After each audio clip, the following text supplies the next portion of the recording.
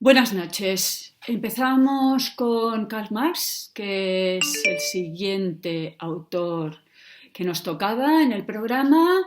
Y como veis, Marx nace en 1818 y muere en 1883. Os recuerdo que no es importante aprender la fecha de nacimiento y de muerte del autor.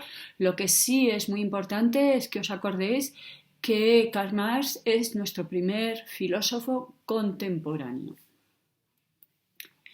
Aquí tenéis una foto de Karl Marx. En la primera evaluación teníamos esculturas, en la segunda evaluación teníamos retratos, ahora ya vamos a tener material fotográfico, fotos de Nietzsche, de Marx, de Habermas y de Ortega y Gasset.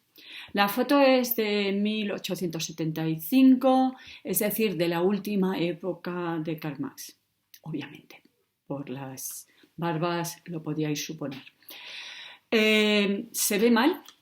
Lo siento, pero son los apuntes que ya he mandado. Son los apuntes de César Tejedor Campomanes. Ya sabéis que soy fan absoluta de este profesor catedrático de IES Gregorio Marañón.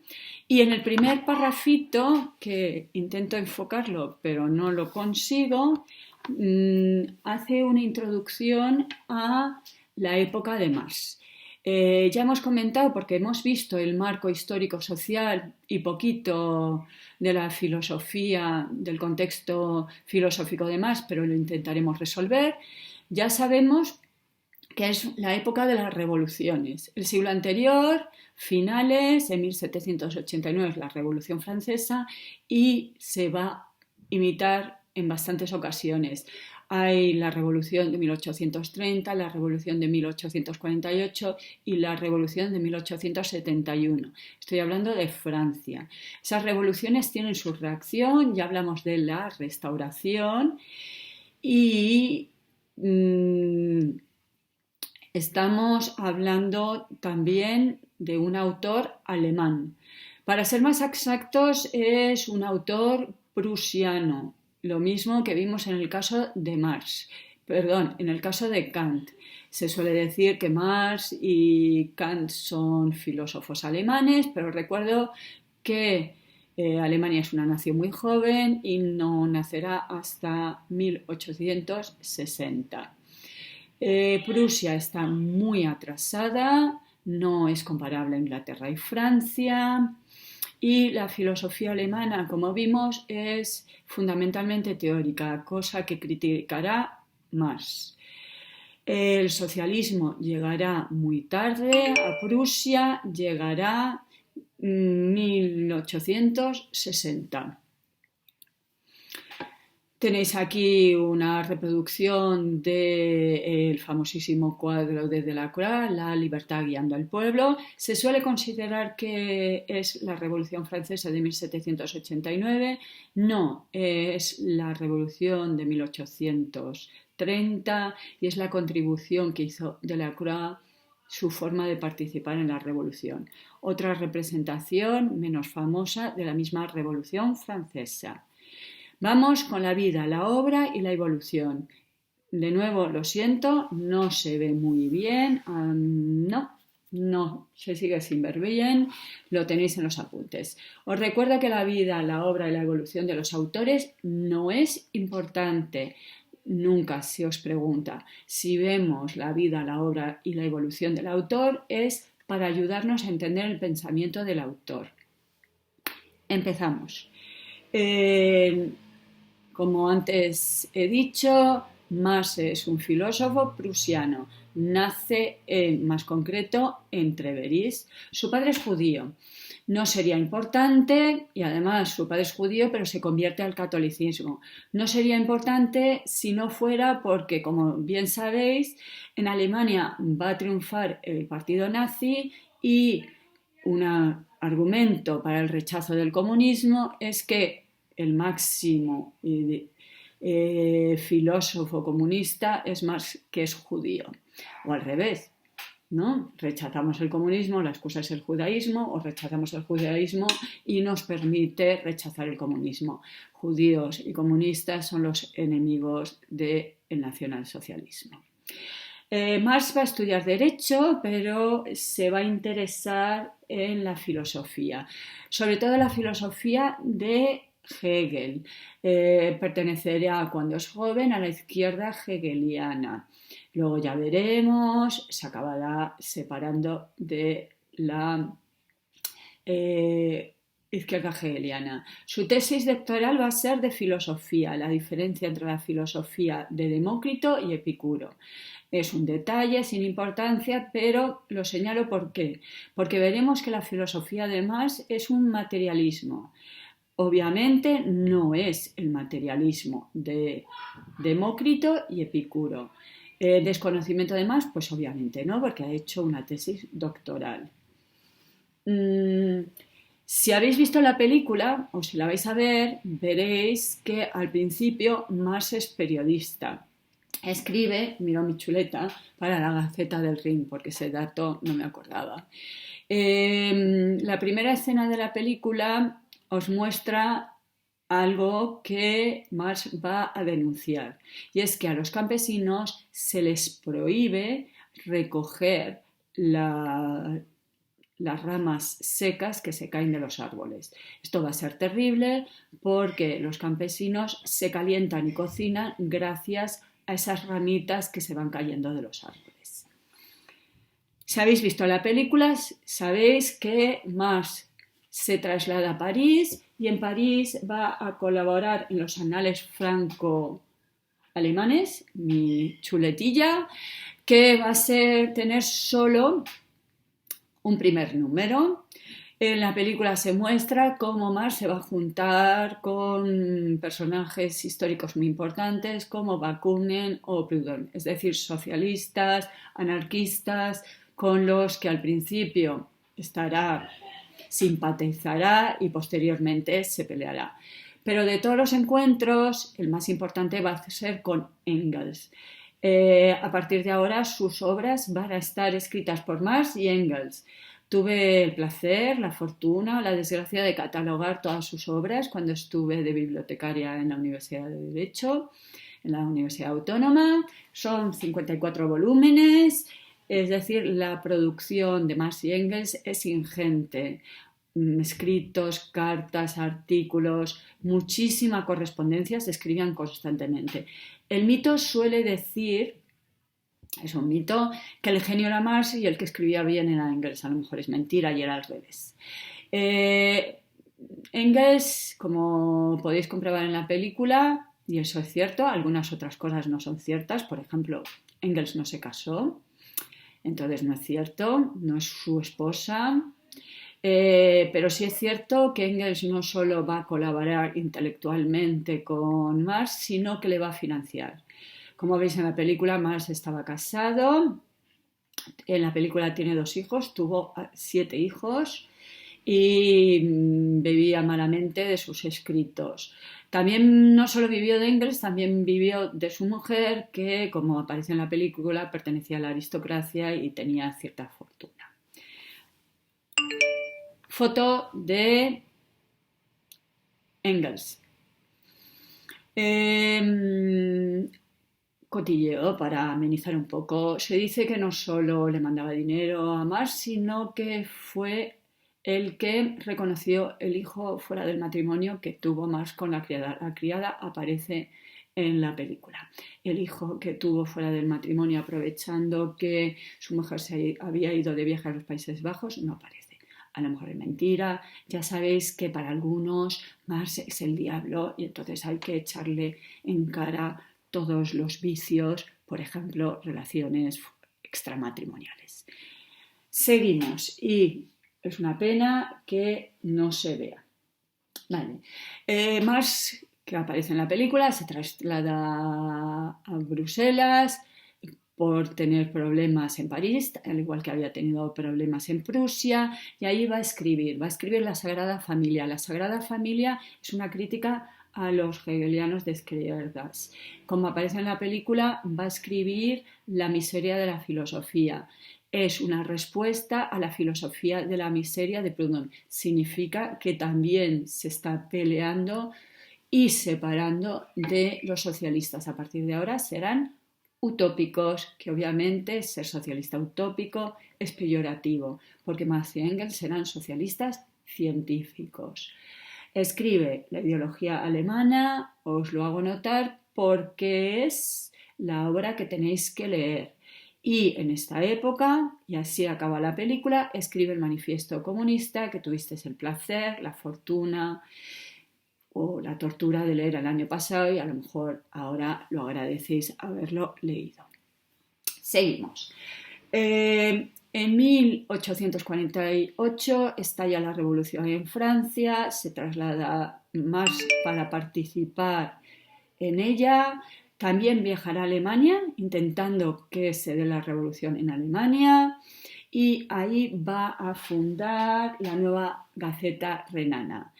Ambas revoluciones serán un fracaso. Marx se traslada un año más tarde a Reino Unido, animado por Engels, y ahí va a permanecer, salvo algún viajecillo, toda su vida hasta su muerte, estudiando y escribiendo en la biblioteca del British Museum. Vale, aquí les veis a Engels y a Marx revisando la impresión de esta nueva Gaceta Renana,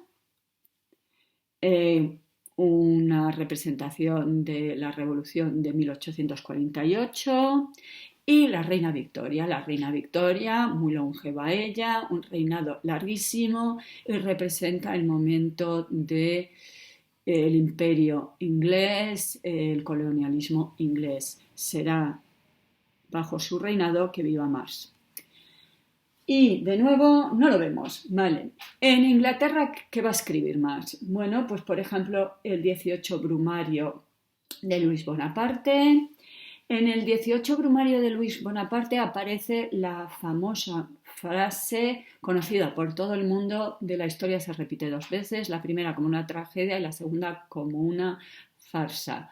¿A qué se refiere Marx? Que el golpe de Estado que había dado Napoleón I había sido una tragedia, pero el golpe de Estado que va a dar su sobrino convirtiéndose en emperador de los franceses, Napoleón III, será una farsa. Se sigue considerando, no sé, a lo mejor os suena con esto del proceso, por ejemplo, se decía que el exilio, la fuga de Puigdemont era una farsa en comparación al exilio, la fuga, la captura, el juicio y la ejecución que había sufrido Luis Companys en el castillo de Montjuic. Aquí veis la tragedia, que luego la farsa será la que va a vivir justamente más en su época. En su última época en Reino Unido, Marx escribirá su obra más famosa, El Capital. No hace falta que sepáis muchas obras de cada autor, limitaros a unas pocas, pero El Capital es la obra más importante de Marx, es teoría económica, se estudia en las facultades de economía y Marx pudo publicar el primer tomo. Engels, ya muerto Marx, publicó el segundo tomo y preparó el tercero, pero Engels muere sin ver publicado el tercero. A ver, os he puesto una foto aquí de los charts para que veamos que empieza a haber movimientos de masas. Esto es una foto de Inglaterra. ¿Qué pretendía este movimiento? Conseguir el sufragio de los obreros.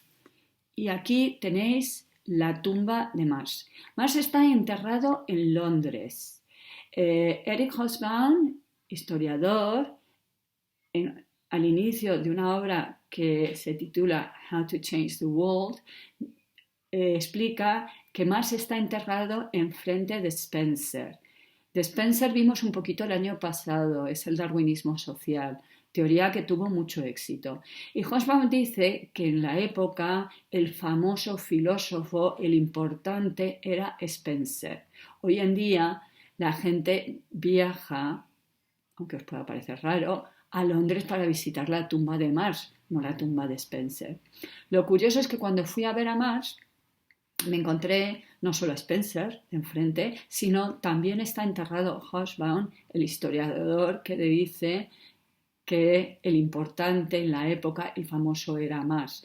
Marx muere en la miseria, pobre, Ya os he comentado que si vivía era gracias a que Engels mandaba de vez en cuando dinerito y sin muchos seguidores.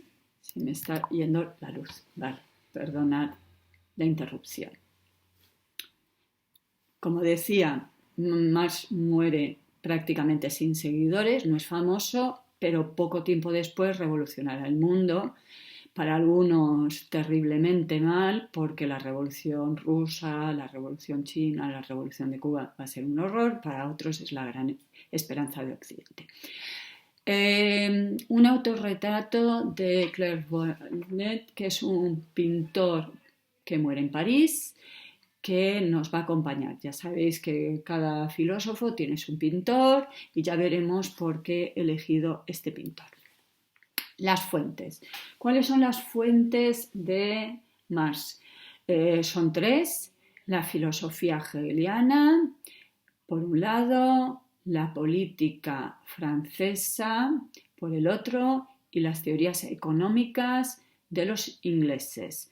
En la película aparece, y no sé si es cierto, que es Engels que anima más a estudiar a los economistas ingleses. Es un buen resumen de la filosofía marxista. Elementos filosóficos alemanes, economía inglesa y elementos de la política francesa. Eso sí, Marx será muy crítico con los tres. Vamos a aprender un poquito de vocabulario. Praxis. Praxis es sinónimo de práctica, es así de simple. Lo que pasa es que queda bien, ¿vale? Veremos que Marx animará constantemente a la praxis en contra de la teoría, que hablará de la dimensión que tiene el ser humano y lo importante que es la praxis en el ser humano. Así que está bien que utilicéis esta palabra cuando os refiráis a Marx. Tengo que mirar mi chuleta, lo siento porque no se ve nada. Vale, a ver, se suele indicar que Marx tiene dos periodos. Un primer periodo sería su fase humanista, donde le preocupa el ser humano. Ya veremos que por ser humano Marx piensa en el proletariado, y una segunda fase científica, donde aparecen verdaderamente sus teorías. Vale, esta distinción la introduce Althusser y no creo que sea importante para vosotros. Para algunos son dos fases y el verdadero Marx es el segundo. Para algunos no hay tanta diferencia entre el primer Marx y el segundo. Pero sí que es cierto que empezaremos por el ser humano y luego ya procederemos a esa teoría científica de Marx. Un cuadro de este pintor francés que os decía, como vemos, es una calle de la ciudad. Los pintores empiezan a pintar la ciudad. Ya vimos en el marco histórico social que en este siglo millones de personas abandonan los pueblos para instalarse en las ciudades y que las ciudades tendrán sus barrios burgueses, y aquí tenemos una muestra, y sus barrios proletarios donde se hacinan en unas condiciones miserables los proletarios. Vamos con el proyecto filosófico de Marx.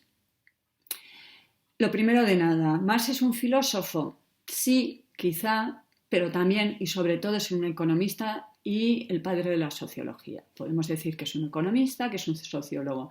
¿Por qué lo damos en filosofía? Primero porque es un gran crítico de Hegel. Hegel era el gran filósofo alemán y ser capaz de medirte con Hegel tiene su mérito. Y en segundo lugar, por la teoría sociológica de Marx. La teoría sociológica de Marx es una teoría prácticamente filosófica. Esto es una buena pista. Es una buena pista para que os deis cuenta que en Marx no hace falta que preparéis 5 preguntas. La sociología de Marx, la metafísica de Marx, la teoría del conocimiento que va incluida son lo mismo.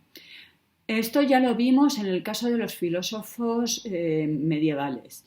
Cuando os dije el truco, pensar metafísica, qué es lo real, qué es lo existente, qué es lo verdadero para un filósofo. Para un filósofo medieval, qué es lo verdadero, qué es lo existente, Dios, su metafísica, su teología. En este caso, la teoría sociológica de Marx es su metafísica, un problema menos que os tenéis que preparar.